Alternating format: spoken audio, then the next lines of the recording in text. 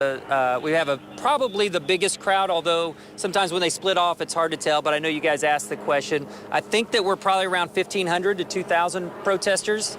A pretty large group went for a march a little while ago. That remained peaceful. So far, everything has been peaceful, and I don't think we've made any arrests. I don't really have anything to update other than everything has stayed peaceful. We're status quo, and everything looks really good. We're optimistic for tonight's activities, and with that, I have personally brought in some backup and the mayor here. So I'm going to let the mayor, if you guys don't have anything for me, I'll let the mayor speak. Does anybody have anything? All right, thank you, Captain Jackson. Like I said, I was able to come out for a little bit of the protest action. The real joy of it was I got to spend time with the crowd. There are a lot of people who had a number of questions. How do we make sure that we improve relations between our community and the police? How do we make sure that voices are heard long after this moment? How do we make sure that all of this goes to something bigger later? And I expressed my interest in making sure we make those changes and differences. I believe we will. And so I thought that was an important part for our night. I also had a chance to kneel down with the crowd, to be around with them today, and to say that I understand exactly what it is that they're feeling. Hell, I think I'm feeling it more than a lot of them. But, you know, nevertheless, the fact that I think there's a lot of stuff we need to try to do to get ahead. And the other thing that I expressed, and I'll continue to express, is this is how we engage, right? People to people in peace. Nobody was yelling at each other. Nobody was throwing anything at each other. Instead, we were saying, how do we avoid a George Floyd in the future?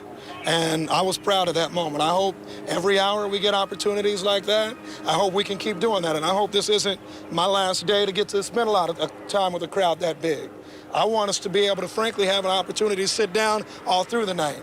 But one thing I will say is I was around at this time last night, and it was good, and it didn't quite stay good. And so I'm hoping that as we go through our night, we have a chance to really get to explore that and experience that even further. Any questions for you? Well, we've seen a lot of people walking by with milk jugs. One of them told me that they don't have any plans to leave at 8 o'clock, and they brought the milk jugs because they expect to get tear gas. What do you say to those people? I don't know anything about who's getting gas, what things will be required, all that sort of stuff. All I know is this: if we stay here with a peaceful protest, we're gonna be all right? Everybody, right? If our protesters, if the folks who are trying to be heard, make sure that they're heard, and they do it peacefully, we're gonna be all right. If the officers stand where they are, right, and everybody's actually respecting each other, we'll be good. Where things start to break loose is when there's somebody out there who's trying to act up, who's trying to act a fool. Like I said yesterday, right? Everybody I can see right now, we got a decent number of people here too, are people that I know are here because they care. They want to see change in their community. They want to see action. They want to see something different. They don't give a damn about breaking a window at a cupcake store, right? Nobody's here for that. Everybody's here to actually get their voice heard. And so if we just do that, then we'll be in an outstanding place. And we can be here talking, experiencing, peaceful, without all that drama. In the short term, after these protests, do you feel like there's something that can be done in the short term to respond to some of these frustrations? So am I going to fix racism tomorrow? I'd love to, but I won't. But look, what can we do in the short term? We can vote, right? There's an election in Kansas City on Tuesday, actually, right? Tuesday. We don't even have to wait that long, right? So you can actually go out and vote. You may say, what's even being voted on? Don't worry about it. Just go, right? The thing I always tell people, in some neighborhoods of Kansas City, everybody votes. I know this. I just ran for mayor. Somehow I won. I've been wondering about that choice for the last 10 months. But nevertheless, I'm joking. Nevertheless, right? They get a lot of attention because everybody in that neighborhood votes. Everybody goes out there. Everybody's engaged. There are other neighborhoods in the city where that doesn't happen. And so therefore, voices get ignored. Voices get looked over. That's the sort of thing I think makes a huge difference for us. So that's going to be one thing. Next thing I'm going to do tomorrow is make sure I actually listen to some of the messages I heard. They said, what can you do to show that there's more accountability, right? Everybody talks about local control, this or that of the police. I'm more about accountability. How can I say that on Wednesday I can follow up and ask the chief about what happened on Saturday, right? That's what we need to do more of, and that's something that I can do. there seems to be a disconnect between different communities in this area. Some people are more mad about the destruction that happened to the plaza, and some people obviously are more upset about some of the police brutality that was up in Minnesota. What do you think to that, about like kind of bridging the gap between those communities? Yeah, so people are always going to see things different ways. There is going to be a crew that is worried about different things. I think, I mean, I just go from this threshold, and I guess I learned it from my mother and Bible or whatever, right? I care about life, right? I'm caring about keeping people alive. I'm caring about people being able to live each day in this city and not being afraid of getting shot by anybody, actually, right? So I think that's what I care about the most. I don't think it makes any sense to go break a window at a restaurant somewhere that has nothing to do with anything. But you know what? I mean, I'm in pain, and I'm sad about what I saw in that video out of Minneapolis. I'm sad that it happens in other places, and that's what we need to try to resolve to stop.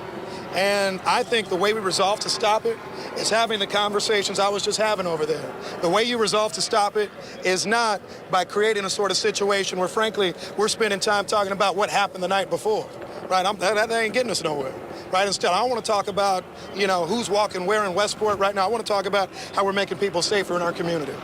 Yes, ma'am. You've given out your cell phone number a couple of times. You have a habit of that. What's the theme that you're hearing over, at least in the last weekend, from people reaching out to you directly? Yeah, on giving out the cell phone, I mean, people give a lot of things. A lot of people are from the suburbs, and they say, how can they participate? But there are other people, like I said this afternoon. There's the 22-year-old brother from Kansas City who started off angry at me. Right? I just texted back. I'm like, wait a second, where are you trying to get? Right? And maybe that even speaks to so many people that are out here and may want to do harm. You know, you start up and you kind of say, you know, I am so fed up with everything. I want to just be aggressive. But instead, if you just take a minute. That's why I said, look, brother, I'll talk to you. And I talked to him probably about 10, 15 minutes this morning.